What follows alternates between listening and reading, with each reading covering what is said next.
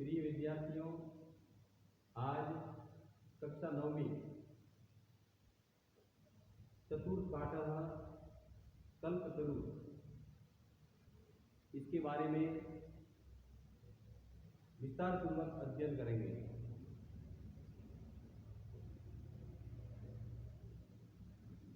कल्प और तरु मिलकर के कल्पतरु पद बना है।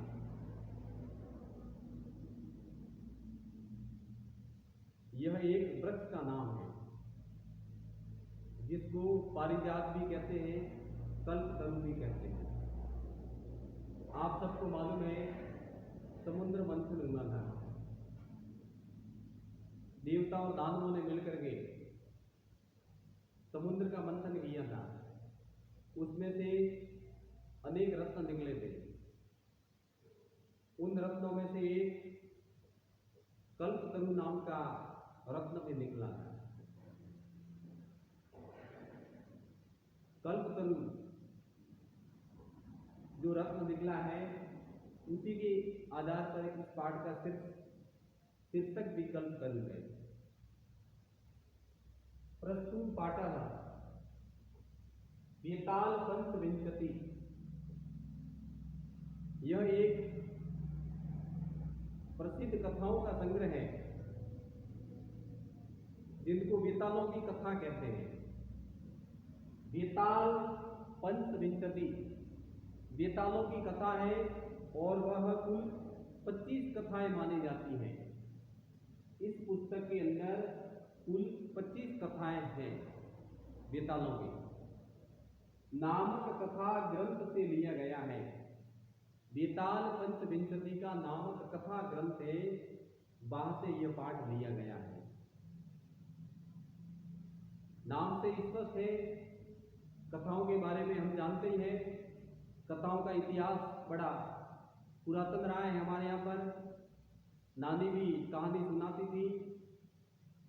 कथाएं जो है जिसके माध्यम से हम नैतिक शिक्षा प्राप्त कर सकते हैं।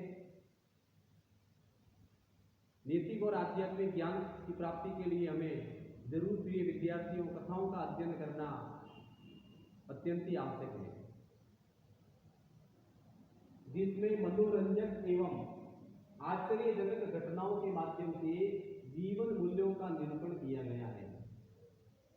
यह वेताल पंचविंशति का नामक जो ग्रंथ है ये कथाओं का ग्रंथ है और इसके अंदर जो कथाएं जो है वो मनोरंजक भी है और आश्चर्यजनक है। ये उनकी विशेषता है कथा ग्रंथ की।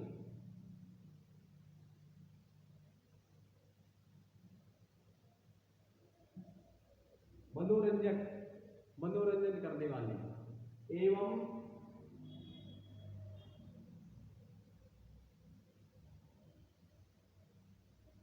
आश्चर्यजनक है। इसको पढ़ते समय हमारा मनोरंजन भी होता है और एकदम आश्चर्यचकित करने वाली कथाएं हैं। ताकि मनोरंजन के साथ में आश्चर्यचकित करने वाली कथा होने के कारण कोई भी पाठक इन कथाओं को, इन ग्रंथों को पढ़ने में रुचि उत्पन्न होती है। घटनाओं के माध्यम से जीवन मूल्यों का निरूपण किया गया है। कथा का जो हेतु है वह जीवन के मूल्य, हमारे जीवन के मूल्य, शिक्षा वही होती है जिसके माध्यम से चरित्र का निर्माण होता हो।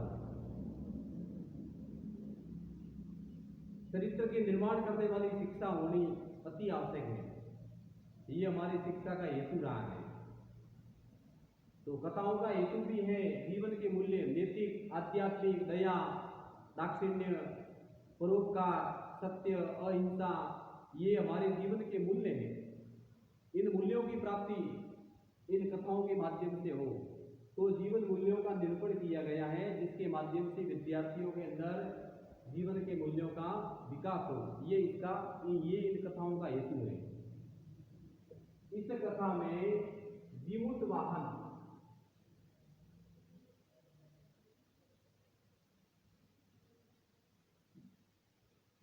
वाहन नामक एक राजा होता है। जिसका नाम था जीमूतवाहन। अपने पूर्वजों के काल से ग्रह उद्यान में जीमूतवाहन का नामक राजा है, उसके घर में बगीचा बना हुआ है। तो ये बगीचा है वो पूर्वजों के द्वारा बनाया हुआ है, और इस बगीचे के अंदर एक कल्प वृक्ष है। उस बगीचे के अंदर एक कल्प वृक्ष भी लगा हुआ है।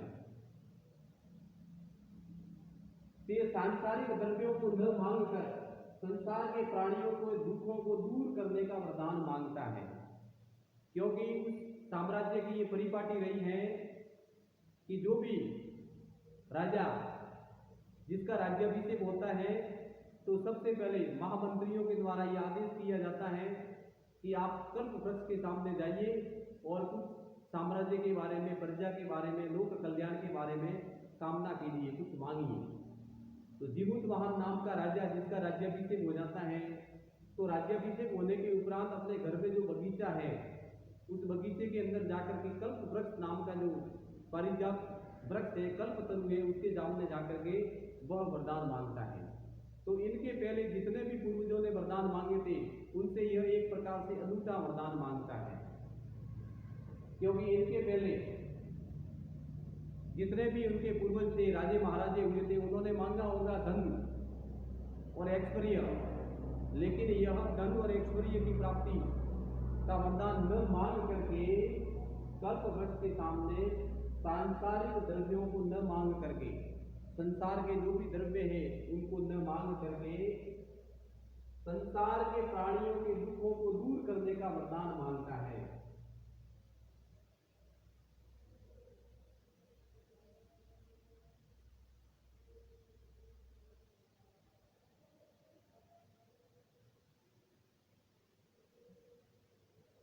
संसार के प्राणियों को दूर करने का, दुखों को दूर करने का वरदान मांगता है, क्योंकि संसार में दुख ज्यादा है।